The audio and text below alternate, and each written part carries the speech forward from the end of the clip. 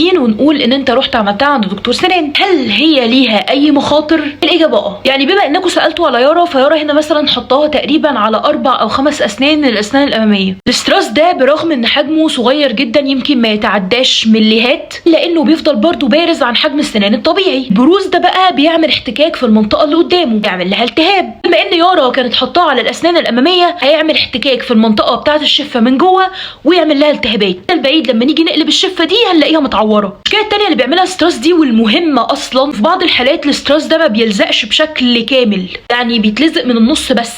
حوالين الاستراس ده بيبقى فاضي، لانه في حاجه متركبه على الاسنان حواليها فاضي، جمع بواقي طعام وبواقي بكتيريا، اذا هتعمل تسوس. لكن السؤال الاشهر، هل الناس اللي مركبه استراس دي بتبقى مش عارفه تتوضا لان الاستراس بيمنع الوضوء؟ اجابه انه الاستراس مش بيمنع الوضوء ولا حاجه. اما بقى سنان نيره كمال، فانا الحقيقه قعدت مده مش فاهمه مالها سنان نيره كمال. ساعات